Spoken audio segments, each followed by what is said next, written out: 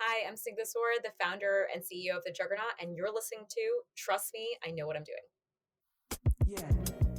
My name is Abhay, and I share conversations with talented and interesting individuals linked to the global Indian and South Asian community. It's informal and informative, adding insights to our evolving cultural expressions, where each person can proudly say, "Trust me, I know what I'm doing." Hi, everyone. On this episode of Trust Me, I Know What I'm Doing, we welcome back the founder and CEO of the Juggernaut, Snigdha Sur. Stay with us.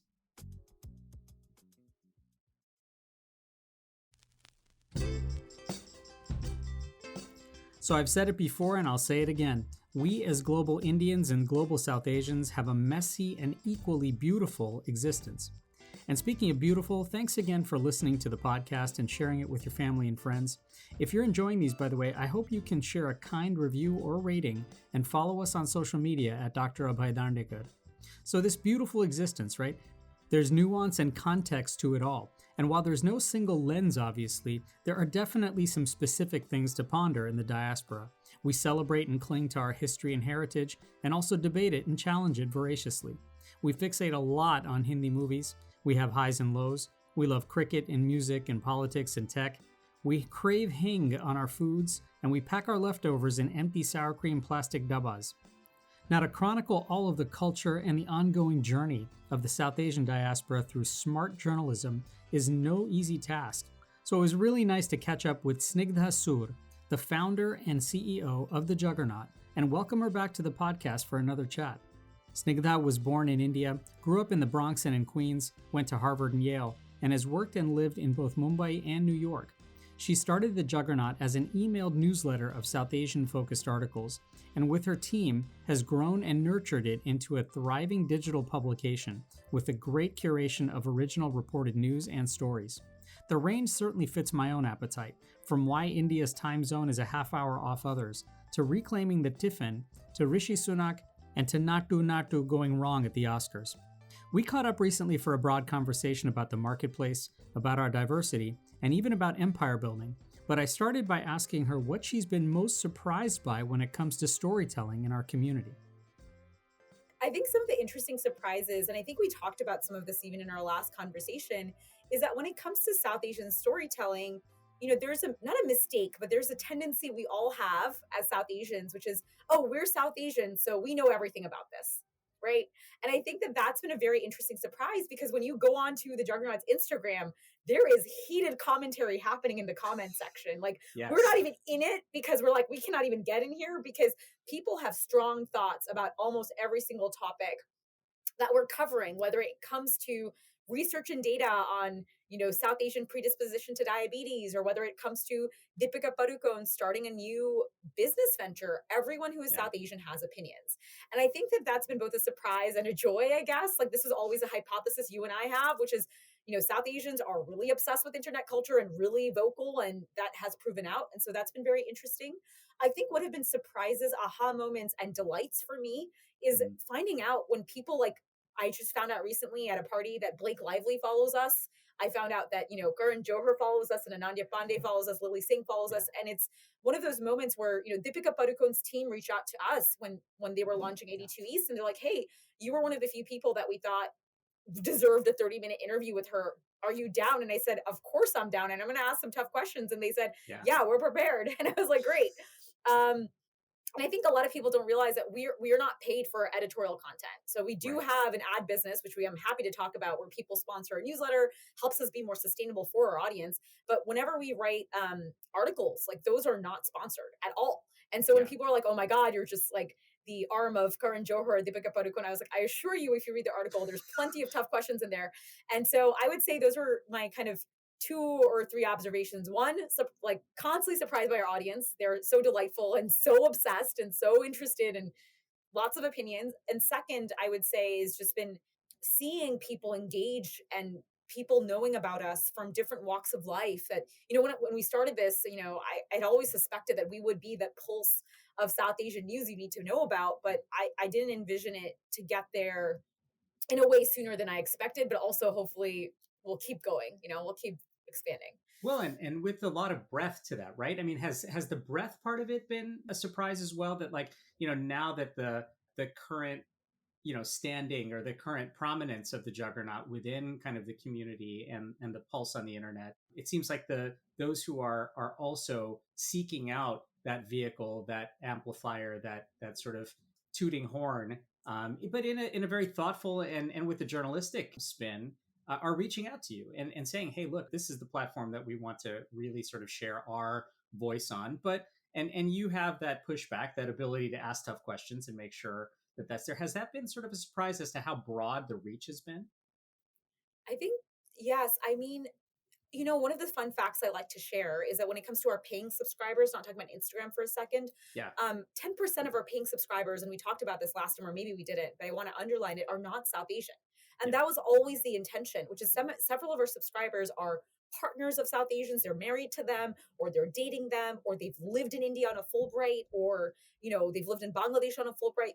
Like, South Asian culture is part of our everyday life, whether Yeah. almost every single thing we touch, whether I'm not trying to be one of those uncles, but like, whether it's the paisley print on your like shirt, or whether it's the chai you're drinking, like, there's been so many aspects of South Asian culture that have been part of our lives, but we just haven't really taken the time to honor, celebrate, challenge those aspects. So Yeah. I think that the ubiquity is not the surprise. The breadth of the audience or following is not the surprise. What I think has been the surprise more to me is that a lot more people get what we're doing than I initially thought. Because when Mm. I first had this proposal and I would go to investors, they thought I was crazy. They said, first of all, who are South Asians? And I was like, no, we're this audience. And then second, I was like, look, I think they're ready. I think they're ready, not just for memes, not Yeah. just for fluff content. I think they're ready for like the challenging stuff where I kind of put something in front of them, or our team put something in front of them, and we're challenging these people. We're challenging our community to like push beyond the usual narratives. And a lot of people dismissed it. They're like, Yeah. no, I think we're gonna only do India abroad, which is usually like congratulatory pieces. It's all about celebration. I'm like, Right. I think we've moved past that. So I think the audience has surprised me. I'm glad that they are mature for that, and not everybody is, but a Yeah. lot of people are, and a lot of people are ready for that. I mean, do you think that's also evolving? Do you think that why do you think that there has been such a embrace perhaps of being challenged, for the audience themselves and for those who are maybe even brand new to the Juggernaut? Where do you think that motivation comes from to embrace some of those challenges, embrace some of those questions being asked?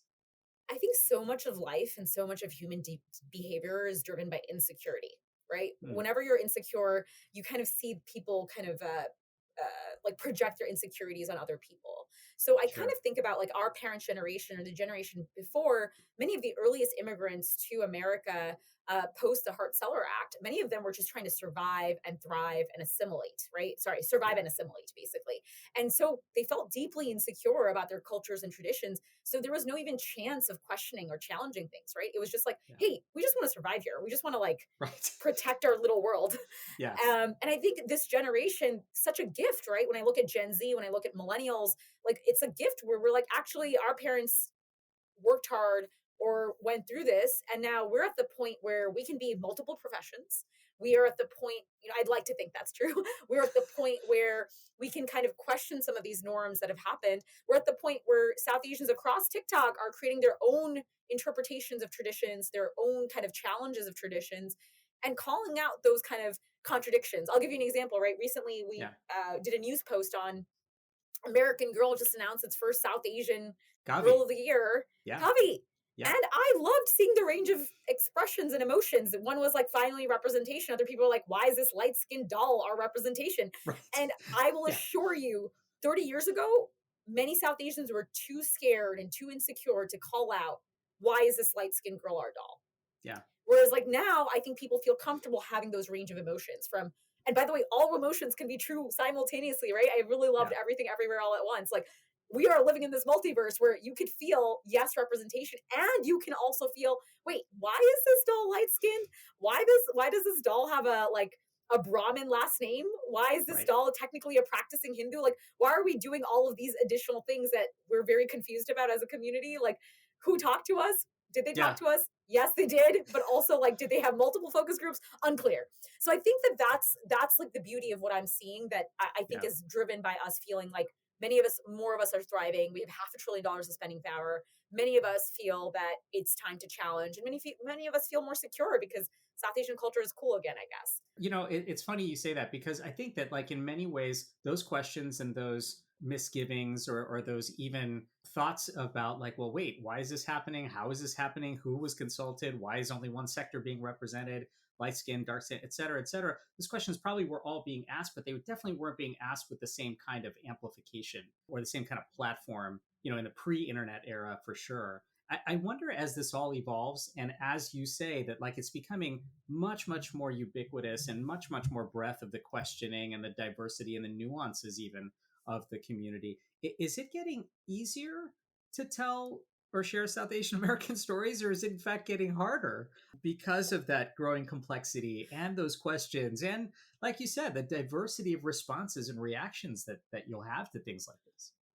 I mean, I think that's the beauty and the challenge of any business, hopefully. Yeah. Like, I would hate to do something that felt easy, and it seems like you're not in that business either, Abhay. You're Right. constantly going after guests that challenge your opinions and push your Yeah. storytelling. So I would say that I think in so many ways you're right. It does make things so much harder. But guess what? I view the Juggernaut as, I view it like, a lifting tide, like raises all boats. Yeah. The more shows there are on Netflix, there are more discussion topics there are, the more Congress people there are of South Asian descent. Even though Rishi Sunak is a controversial figure in the community, the fact that he is the UK Prime Minister, Yeah. I mean, I'm sorry, like, what? Like, Yeah. when did that happen? And so I think that, like, all of those things lead to so much texture and conversation that the Juggernaut needs to report on, that the Juggernaut needs to amplify and talk about. I'm even thinking about the World Cup. There was so much Right. discussion about the thousands of South Asian migrant worker deaths, thousands of them. Yeah. But Yeah. guess what? Qatar kind of got away with it. FIFA got away with it. It's such a huge contrast of, you have the migrant worker story, and then you have Deepika presenting the trophy. And it's like, you can't get much more of a balance of contrast right there in that same You sort of can't. frame. You can't. And I think that that's the beauty of, like, okay, how do you cover this? And it's like Yeah. interesting to bring all of those things out. So does that bring a lot of pride for you? I mean, like, this is a vision that you had many years ago, and now having those contrasts, and the kind of, in some ways, the great problem to have in trying to say, hey, we've got so many different types of angles to the same story. Oof, I don't know if pride is the right word. I would say one of my closest mentors now, and I met him over Twitter, is Andy Weissman. He's a partner at Union Square Ventures, one of the most humble and successful venture capital firms, East Coast firm, and so amazing. Everybody there is so kind. And I talked to him a lot about these kind of existential questions we have. Yeah. And just to give some context, this firm has backed the likes of early stage Tumblr, early stage Twitter, really, really early social media networks. And he himself was on, like, at helmed BetaWorks, which produced Giphy and all these other things. So he knows the creative side and the business side.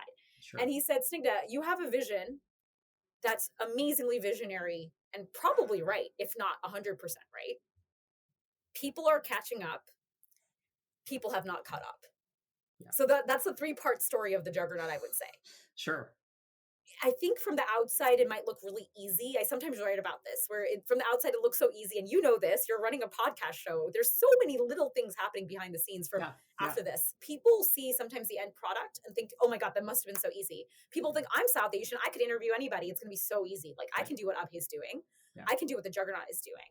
And to this day, I will tell you, like, it's still really hard for us to raise fundraising. Sometimes it's hard for us to convince certain customers, like, hey, that's $72 a year. That's going to fund our journalists. Like, if there's somebody on the other side who needs to write these articles to make sure that we quench our collective thirst for information, news, and entertainment.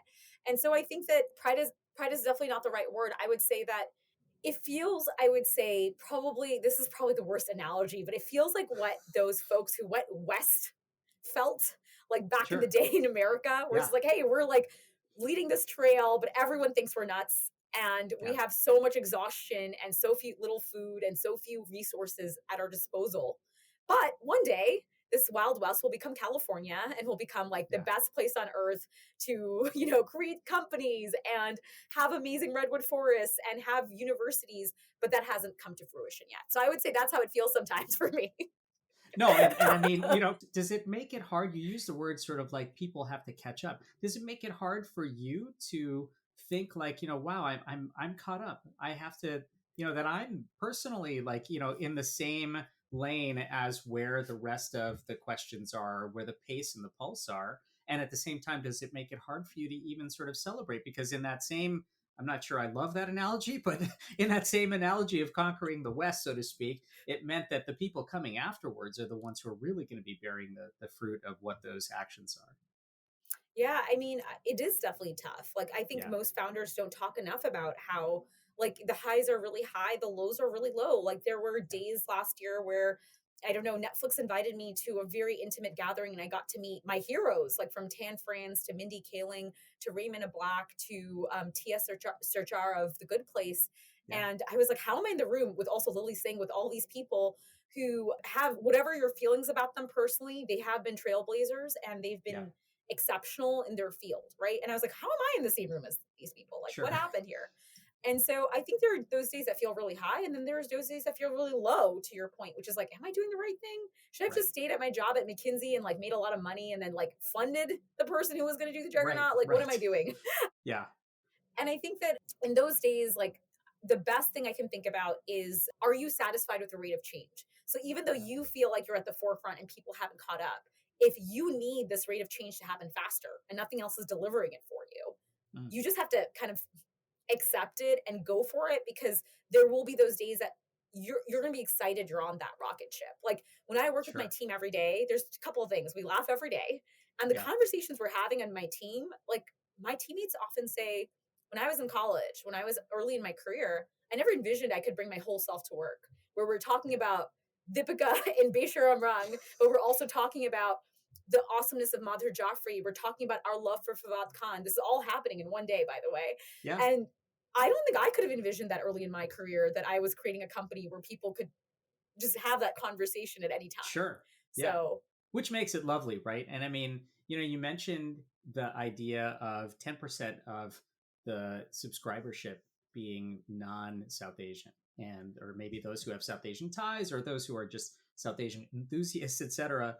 What have you discovered about the marketplace as the Juggernaut has evolved for this brand of storytelling? Who's consuming, for that matter, and for that matter, who's not consuming this? yeah, I think that I'll start with who's not consuming. And I always Yeah. love meeting the people who are not consuming, because I'm like, Right. you are a potential customer. I love that. One of the favorite tricks that venture capitalists love to play on you, if they're not South Asian, is they love calling up one South Asian friend, asking them if they've heard of the Juggernaut, and based on their reaction, dictating their entire investment strategy on you, Yeah, which right. is the worst. If you face this kind of a discrimination in venture capital as you're raising as a founder, please DM me on Twitter. I'm happy to talk to you about this.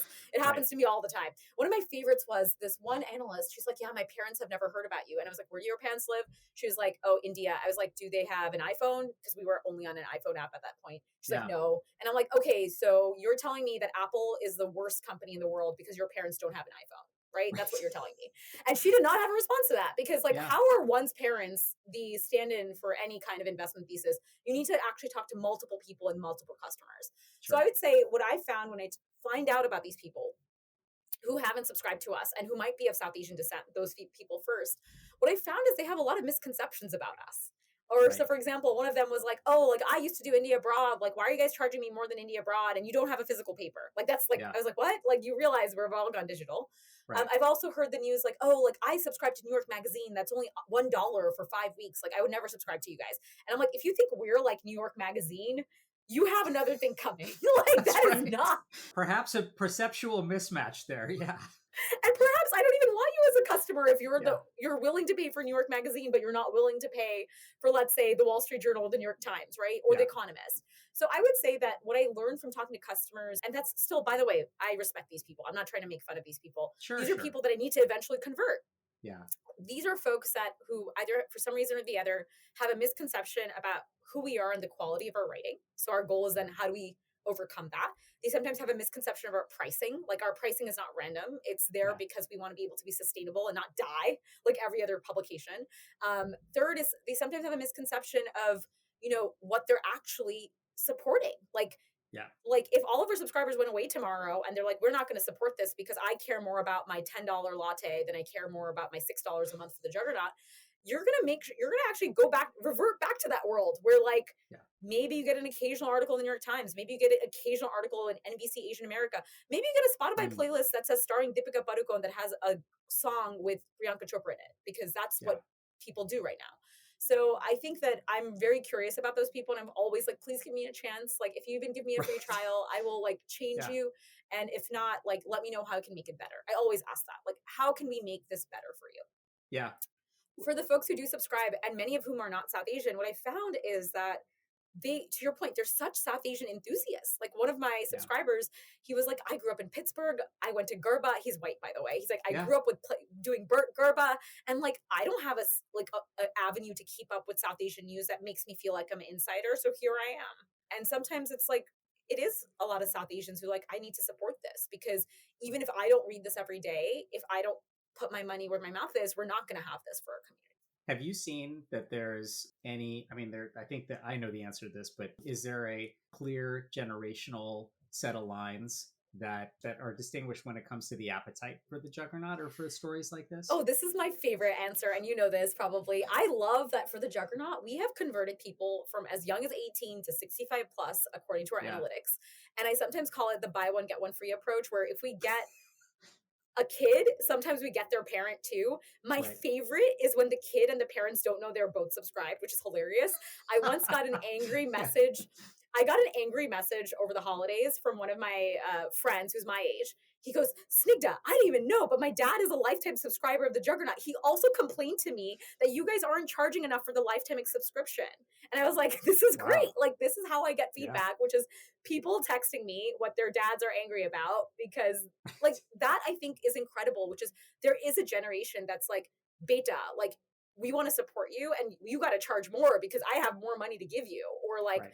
I love this, like I love that this exists in this other generation, because think about it, like some of our parents' generation, they thought that the culture would die out with them. And instead, Yeah. you're seeing this kind of boomerang effect where like there was a period where people weren't talking about our culture, and so many kids now Yeah. are like, wait, actually we really want to know about this.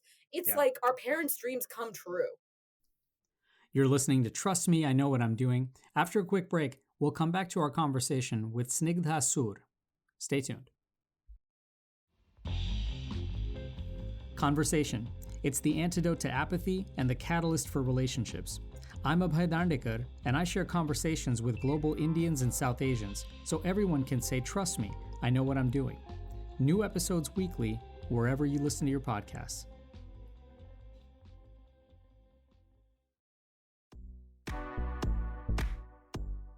Hi, my name is Richa Morjani, and you're listening to Trust Me, I Know What I'm Doing with Abhay Dandekar.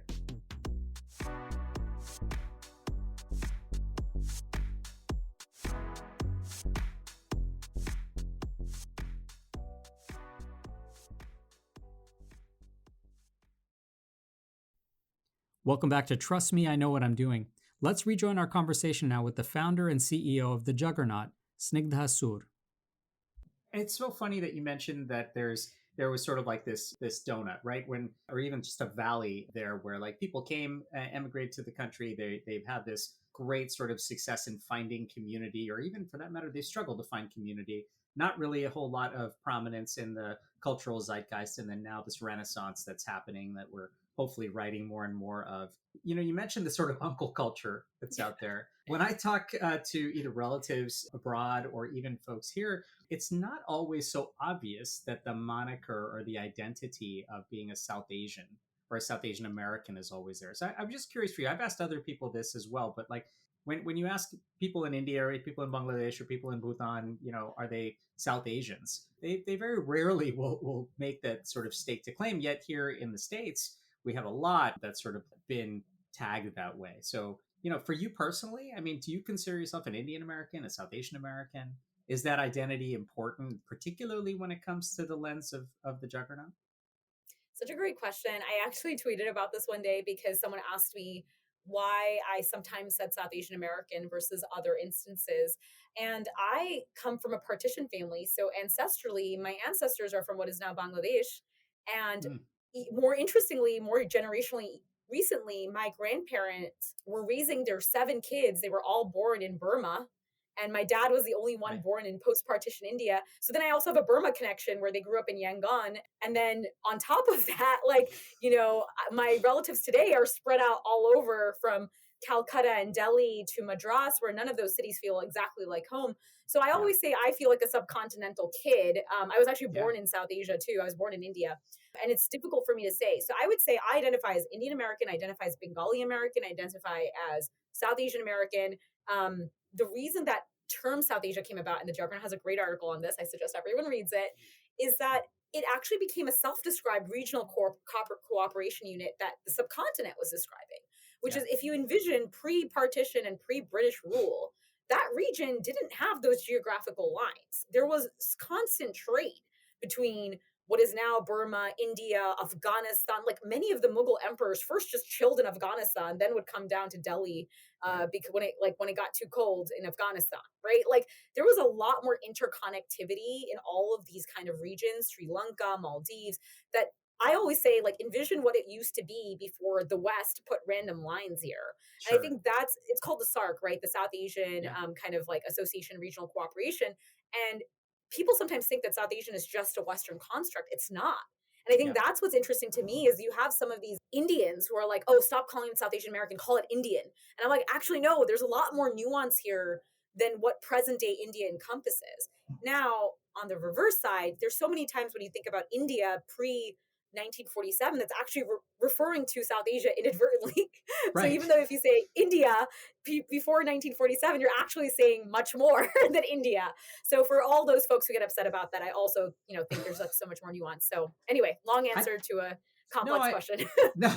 Well, and I mean, it's important. In my this is my opinion at least. I mean, I think that like people want to have put monikers and tags upon themselves, and they want to actually build communities. So from my standpoint, at least, I think it's important that you identify with who you are and what's important to you and what matters to you and what makes you happy. In that way, whether that means tentacles to historical context of what the SARC, commission was, and also, or to me being a Marathi American, because that's where sort of like the uncles and aunties of my parents' generation, how they fit in with each other. I think that's fine.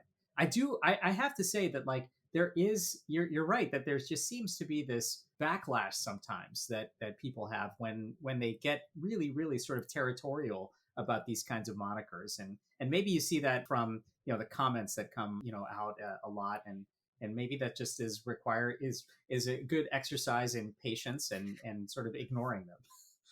Yeah. Yeah.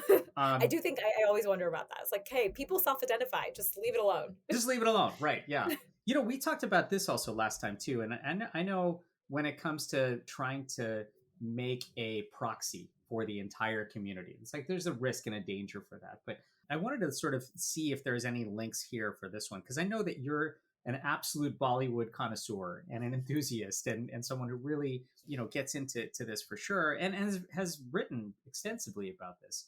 For all of its cultural glow and momentum and the sort of industry part of it, have you found pitfalls or even drawbacks to Bollywood serving as a proxy for everything Indian or South Asian, particularly Oof, when it comes to those people who are just getting introduced or just becoming enthusiastic about South Asian culture and South Asian writing, for that matter?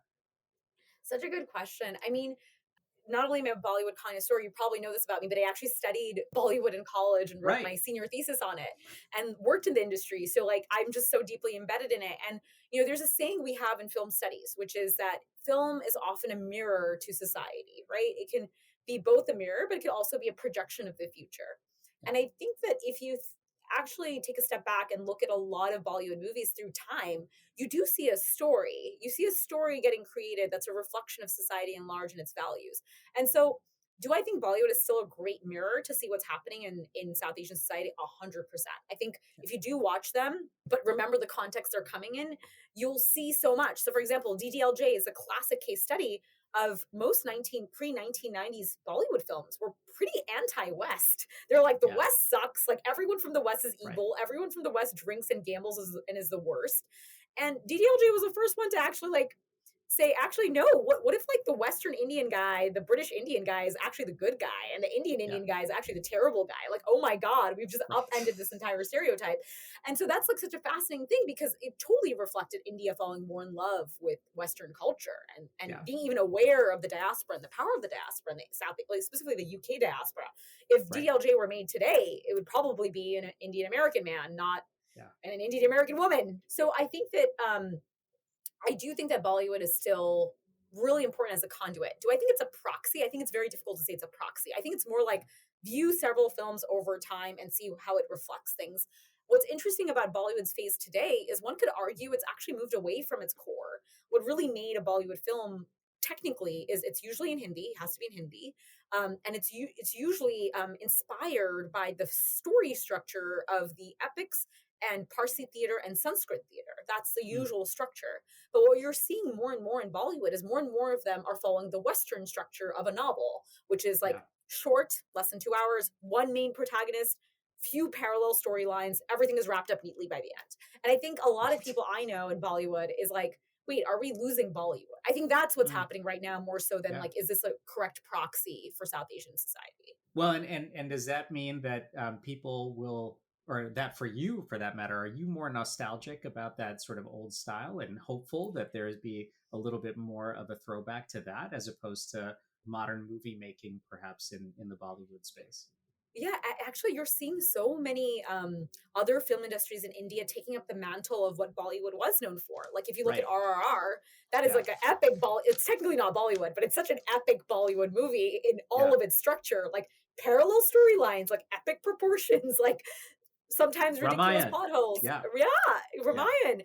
Yeah. So very much, I think that it's not that I hold hope. It's more that I think Bollywood is seeing that its lunch is being eaten by other regional film Mm. industries, as it should be if it doesn't keep up with its own culture. So I think that Right. there's something there where I'm like, hey, like there's so much diversity in Bollywood. Let's not lose that in the spirit of just trying to be like Hollywood. When you found the Juggernaut, I remember you used the phrase that you're trying to look at things from from a brown gaze, and has we touched upon this a little bit earlier, but has it also helped you clarify what the non-brown gaze might be?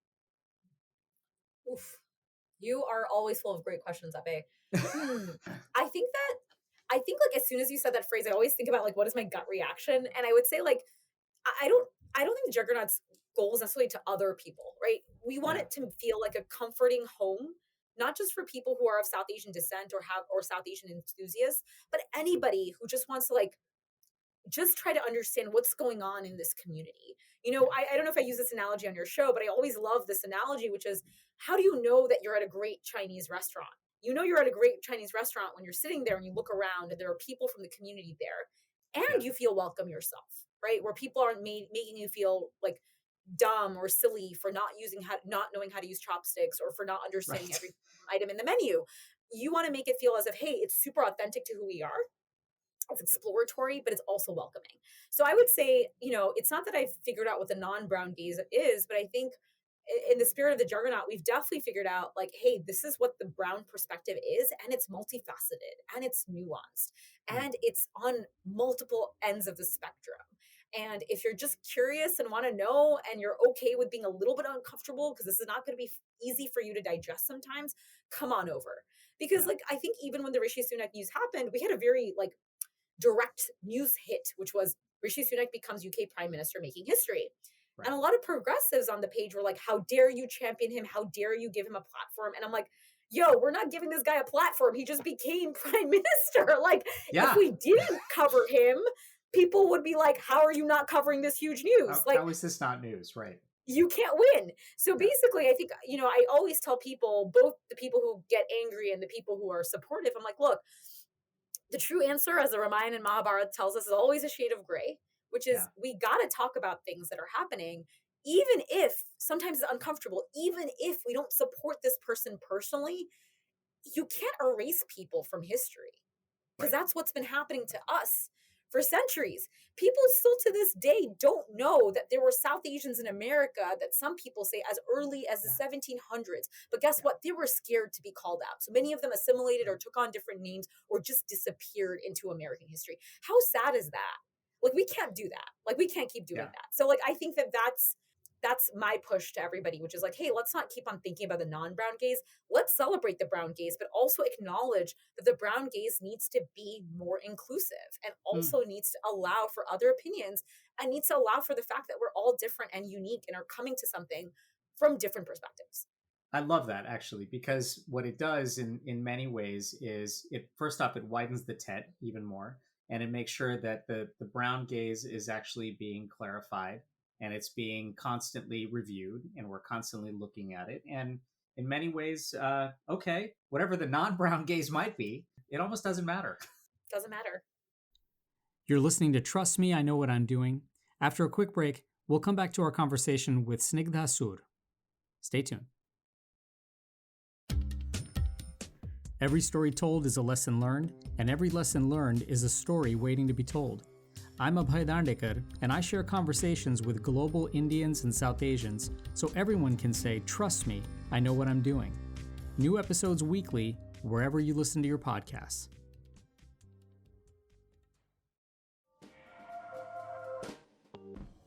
Hi, I am Congressman Sri Thanedar, and you're listening to Trust Me, I Know What I'm Doing by Abhay Dandekar.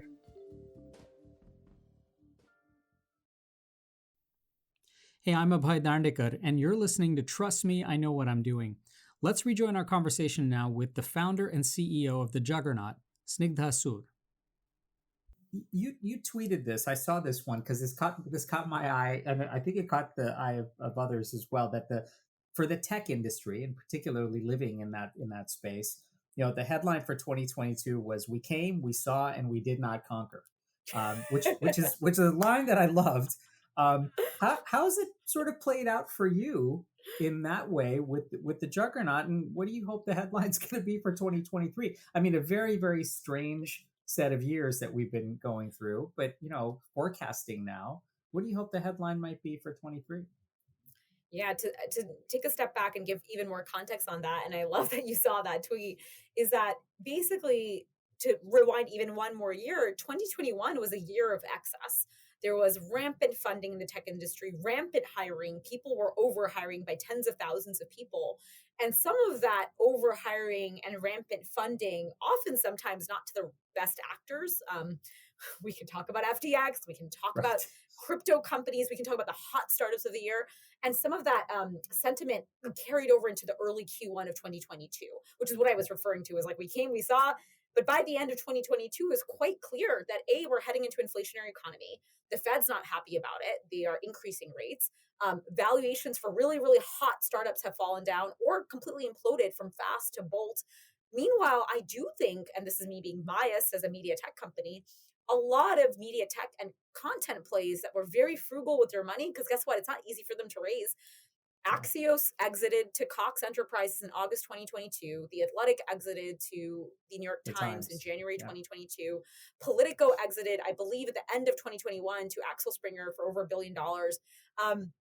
Hello Sunshine exited around that time to Kendall Media Group. And when I was thinking about the headline for 2022, I felt that that's what it was for many overblown tech companies, which is we came, we saw, we did not conquer. Yeah, I know. And I even called inflation. I was like, inflation's happening, guys. I remember I wrote this prediction for McKinsey predictions. I was like, it's all going to be about inflation, but I guess it came its head in 2023. I think the 2023 headline is going to be, I think the term I've used for myself is persistence, which is things are going to get really, really tough. So it's going to be really about doing what you're really good at, being frugal as hell, and continuing to fight. So every single day, any founder survives, any company survives, is another day you can keep fighting. And I think you're going to have to ask for a lot of help. This is the year where we're going to have to ask for so much help and hope that people are charitable, not just charitable, like literally with charity. I mean, charitable with their time and their spirit, and understand that, if you are a Google engineer who still has your job and you're earning $300,000 a year and you're like, I'm just cutting my subscriptions because I want to, like, that actually has knock-on effects. If you cut your donation to the New York Public Library, if you cut your donation to, I'm just making some of these public services up, but the New York Public Library was a huge part of my education growing up. And even if my cash balance is down in my personal account, I will try as much as I can to donate to the Queens Public Library, the New York Public Library this year, because I Right. know it's going through budget cuts. So Yeah. I don't know if that was a very direct answer again, but I would say that the answer is going to be persistence. And the other buzzword I want people to think about is being helpful and helping and Mhm. asking for help, because it's going to be a tough year. So if you can be generous, be generous. This is not the year to, you know, just when you're doing okay, gloat about it, because it's going to be a tough year. And you mentioned the word persistence and being, continuing to be good at what you're really good at. What are you really good at? What are you really good at, and how do you know that you're really good at being really good at that? Oof. So this is my McKinsey thing coming into my head, but I'm thinking of a 2x2 as per usual. But Right. the way I think that a lot of young folks ask me about this, because it's such a question when you're in your existential angst of your late teens and early 20s, and you're like, Right. Snigdha, how do I figure out what I'm passionate about? How do I figure out what I'm good at? And it's actually a few things that I ask the questions back is, here's what I want people to notice. I want people to notice when it feels like time is going by really quickly. I want Yeah. people to notice when they feel like they're in flow. I want people to notice when, even though it feels like a weird task or it should be a drudgery task, that they feel energized by it, excited by it, and get it done quickly. And those three questions kind of will help you figure out what your strengths are. It's important to have all three, because it can't just be you're good at doing it fast if you don't get Right. energy from it. Because if you don't get energy from it, you're just good at doing it fast. Yeah, I load and I load my dishwasher really fast, and I would say I'm good at it, but I don't love that. Right. Yeah. I would say I'm really good at line editing, but should I be doing line editing my entire life at the Juggernaut? Probably not. So Probably I not. would say Right. that just make sure that whatever it is you think about, you're really fast at it, it feels easy to you, and it's giving you energy. I would say as a company with a Juggernaut is really good at, I think is what you called out in the beginning. I think we're really good at our curation. I think we're Yeah. really, really good at asking the tough questions of our community and covering stories that you might have always thought about, but never really did the research for it. And sometimes that means there's hard truths, like that colonization and diabetes article led to people being like, stop blaming colonization for everything. And I'm like, we're actually not. The scientific research shows that a lot of people actually saw changes in their bodies Absolutely. genetically because of Yeah. years of famine, especially the Bengal famine. How are we not talking about that? Of course, we can't blame everything on colonization, but some things actually we can. So, like, let us do Right. that. So, Yeah.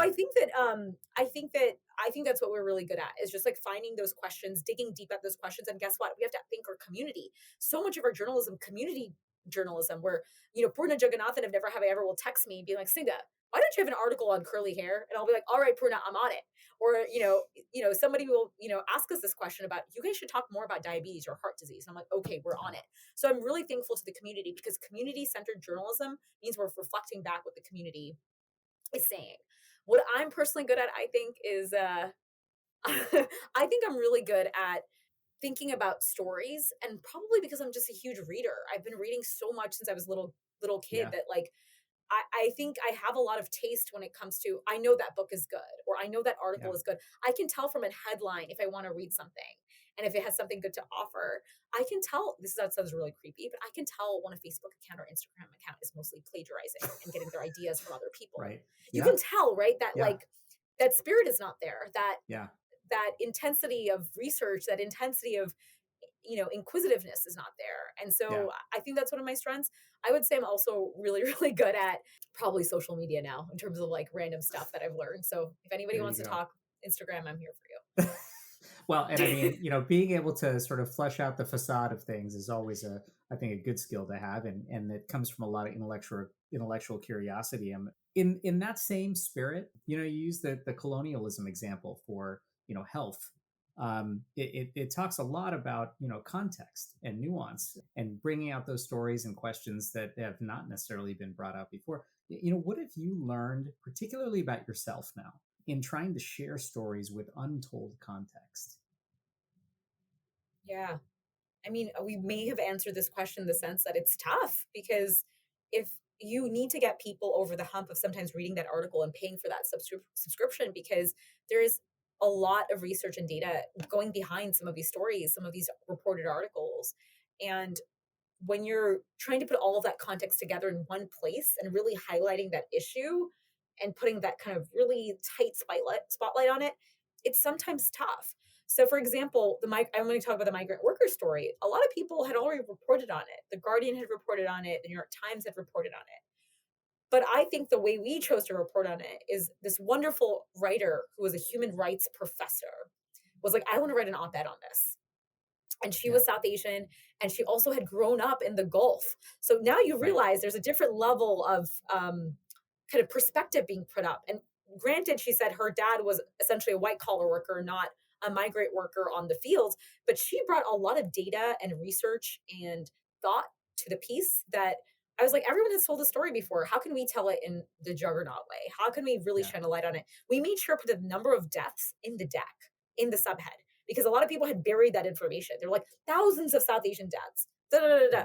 Maybe it's because they didn't feel confident of the exact number. I was like, I don't care if you feel confident about the exact number. The fact that that number is even out there, we should talk about that number. So in bringing that out, has that made you more confident? Has the opportunity to share that context? How's the process maybe changed you as a leader?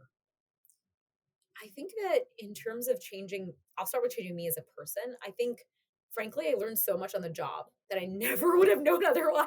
Right. I feel like I'm going through like a South Asian Studies PhD, even though I did a South Asian Studies undergraduate degree. I learn every single day from our writers, from our audience, from the tips, from all of these things that are coming in. It's been genuinely such a great experience. So founders who are ever starting a media tech company, it's tough, but like you will learn so much every single day because it's not like you're selling one product 10 million times. You're selling a new product every single day, if not more.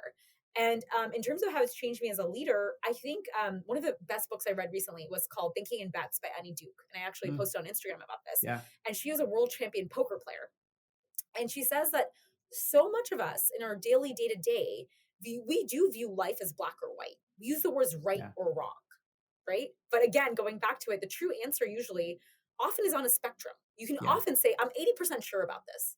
And I think that a lot of what I've learned as a leader are from working on the Juggernaut is two things. One, lean more into your intuition, because your intuition is actually accumulation of subconscious decisions that your brain might not be making explicit to you, but is making implicit to you. And second, view everything on a spectrum, which I had already known from like being raised as I guess a Hindu and knowing the Mahabharata and Ramayana, but especially in journalism, too much journalism is going into either left-wing politics or extreme right-wing politics or extreme left-wing politics, when many people really just want to know what the story is. They just want to know where we are. And sometimes that's tough to stand your ground for that. I get hate mail from both sides, but it's fine. It's like, that's what the truth is. That's what Annie Duke would say. Like, things are on a spectrum. It's not just right or wrong. You know, with that and the instinct part of it being there and being a driver and a motivator and an accelerator, with the kind of growth of paying attention to those grays and thinking about the future and the optimism that you have, and for that matter, the idea that this is a year for persistence as well. You shared a story about Deepika with the headline that she was ready to build an empire. Are you equally poised and ready to build an empire? Oh, wow. Well, I don't think I have the audience of Deepika yet, nor her resources. Well, but what I do, sure. Okay. But I think what I do share with her, one of the things also I learned by interviewing so many people, as you probably learn interviewing so many people from her, is that she had that element of persistence, which was like, hey, like, yes, she may have come from privilege. Yes, she might have the tall stature and the beauty and all of that comes from it. But she always knew growing up that she just have to work harder and work a little bit more. And I think when I started the Juggernaut, and as we've grown the Juggernaut, I've always have viewed it as an empire, but not in the sense of the colonial sense, right? Which is like, hey, we're going to just use and abuse labor and like not pay for things and just things like that. I've always viewed it as an empire in the sense that, going back to the Juggernaut's meaning, it's going to be an unstoppable force. We as a community are an unstoppable force. This brand is going to be an unstoppable force when it comes to covering us, even if that coverage might not always be the most, beautiful. It might be more complex. And I think in that way, I do believe we're ready to make a change and make a difference and continue to be that unstoppable force. And that I can assure you. And if there's anything that will stop us, it would honestly be like the community not believing in us or investors to stopping believing in us. And that's our goal always. So if you want us to keep succeeding, you as a community, I'm calling on you all, like show these investors that we need this, right? Because I always say that, like, it's nice to say, oh, I support South Asian brands. Oh, I support South Asian chai.